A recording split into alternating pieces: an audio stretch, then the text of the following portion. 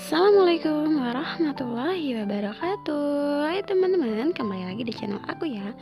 Nah, kali ini teman-teman, aku mau berbagi suatu bocoran lah ya, bila bisa dibilang bocoran untuk teman-teman nanti yang tes SKB di Kementerian Agama ya, terutama yang di tes wawancaranya ya.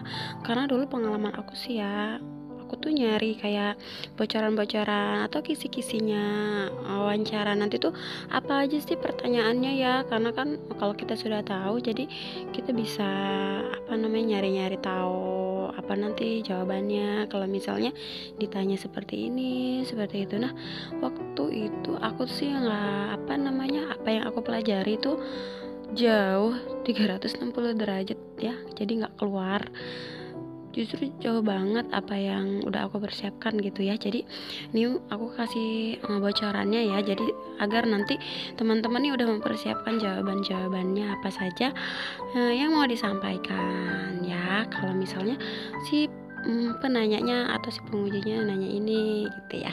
Nah, oke, simak terus video ini sampai habis ya. Yang pertama, yang nanti ada di wawancara ya. Iya, tapi sebelumnya nih, yang namanya kita mau wawancara ya teman-teman, mau tes wawancara, jadi ya kita harus yang pertama itu percaya diri ya. Jadi nggak boleh grogi ya, harus percaya diri. Dan yang kedua, kita juga harus berpenampilan yang gimana ya, yang sopan lah ya. Kalau tahun aku itu pakaiannya sih hitam putih ya. Untuk Kementerian Agama itu nanti pakai pita warna hijau ya, untuk menandakan kalau kita tuh dari Kementerian Agama seperti itu ya. Jadi yang ya serapi mungkin lah ya, namanya juga kita mau menghadap penguji ya. Nah, jadi yang pertanyaan langsung aja ya. Jadi ke pertanyaannya itu nanti ya teman-teman. Itu soal-soal ya tentang negara kita ini ya teman-teman.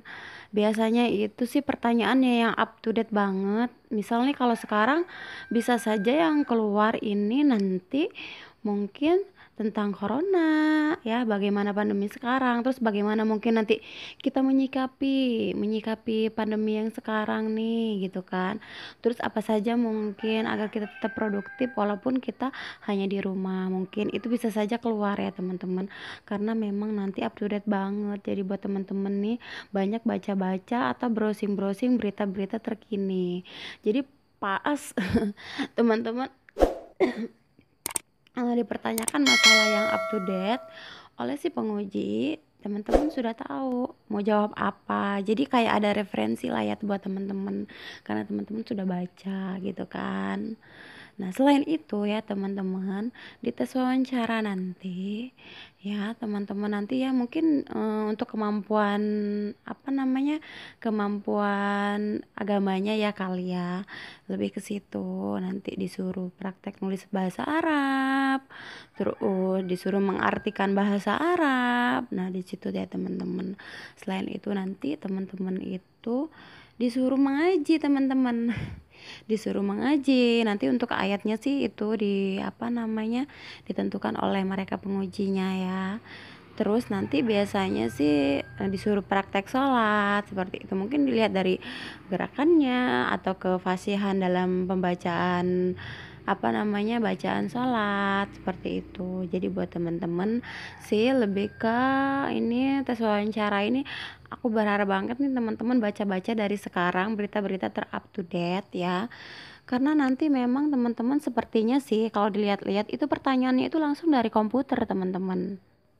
Kenapa aku katakan langsung dari komputer? Karena nanti si penguji ini kan dua ya teman-teman. Itu dia kayak menghadap sebuah komputer gitu, dan di situ mereka tuh kayak nyarinya pertanyaan untuk kita gitu, dan hasilnya tuh langsung diinput ya. Itu sepertinya sih online ya, langsung dikirim gitu ya jawaban kita atau dari nilai itu gitu. Mungkin seluruh Indonesia sih pertanyaannya itu sama, hanya saja di random ya teman-teman. Misal masalah nanti juga ada masalah kepemimpinan. Dulu aku ada masalah kepemimpinan yang beda agama gitu kan. Gimana menurut Anda nih, misal ada seorang pemimpin yang beda agama, dia mencalonkan diri gitu kan menjadi seorang pemimpin. Pendapat Anda bagaimana? Ya, waktu itu aku jawab ya, mau itu beda agama dengan kita, misal itu non Islam ataupun Islam, ya sah-sah saja sebagai warga negara Indonesia ya, boleh-boleh saja. Tapi untuk hak memilih ya itu juga masyarakat juga punya hak memilih gitu kan. Kalau untuk pemimpinnya ya boleh saja mencalonkan ya mau beda agama ya, tidak masalah. Nah waktu itu aku jawab seperti itu ya, mungkin itu bisa menjadi suatu gambaran ya buat teman-teman. Nanti kalau misalnya pertanyaan ini teman-teman mau jawab apa. Nah ada lagi ya teman-teman, ini menurut aku pertanyaan yang sulit sih ya, sulit sih. Kenapa aku katakan sulit ya teman-teman? Nanti teman-teman itu diberi pertanyaan seandainya seandainya pemimpin perusahaan Anda menyuruh Anda bekerja keluar daerah pada saat di rumah Anda sedang ada suatu acara. Nah, seperti itu. Bagaimana? Apakah Anda ibaratnya memilih mengikuti pemimpin Anda atau keluarga gitu kan? Sedangkan di rumah itu sedang kayak ada acara seperti itu kan. Nah, waktu itu sih aku dengan tegas menjawab, ya aku lebih memilih pekerjaan gitu ya. Kenapa? Karena itu adalah perintah, konsekuensi kita memilih pekerjaan itu gitu ya. Karena kalaupun acara di keluarga ya tanpa adanya kita acara itu akan tetap berlanjut ya, akan tetap berjalan. Nah seperti itu. Nah ada juga sih teman kayak ya kenal di tempat lokasi tes itulah ya. Dia tuh ngejawab keluarga, karena buat saya keluarga itu yang utama seperti itu. Terus ada juga yang jawab ya kayak sharing gitu setelah kita ditanya-tanya di luar gitu kan, kita sharing ke teman-teman di luar gitu kan. Ya kalau aku sih jawab pekerjaan lah gitu kan, karena emang udah konsekuensi kita, terus keluarga juga pastinya mengerti gitu kan. Kalau kita jawab keluarga ya udah otomatis kita tuh langsung dipecat kali. Ada seperti itu ya, pokoknya banyak sih ya, namanya juga pendapat gitu kan. Ada yang gua nggak bisa gitu kan. Gua nggak bisa, gua harus milih keluarga karena keluarga itu yang utama lah daripada pekerjaan gitu. Ada juga ya saling otot-ototan ya, itu sih itu ke hak pilihan teman-teman sendiri. Itu boleh dipersiapkan sih ya jawabannya dari sekarang. Seperti itu ya teman-teman.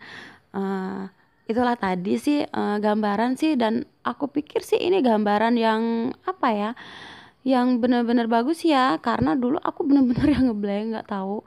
Jadi aku tuh cuman nyari-nyari di internet, di mbah Google ya, nyari-nyari nanti eh, kelebihan dan kekurangan apa nih yang kau miliki gitu kan. Aku tuh cuman inget-inget, oh nanti aku mau jawab ini. Taunya itu tuh nggak ada sama sekali gitu kan.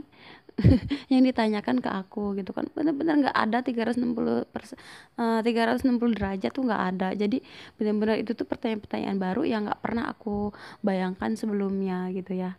Jadi buat temen-temen nih apa namanya, beruntung banget gitu kan, sekarang ini sudah ada kayak channel-channel YouTube yang ngasih bocoran-bocoran pengalaman-pengalaman mereka gitu kan. Itu bisa jadi suatu referensi atau gambaran buat teman-teman nih nanti untuk mempersiapkan lebih matang lagi pertanyaan-pertanyaan yang terbaik ya, buat teman-teman yang bakal nanti dipersembahkan gitu kan kepada penguji gitu ya. Insya Allah nanti hasilnya juga yang terbaik ya teman-teman. Karena usaha itu tidak akan mengkhianati hasil ya.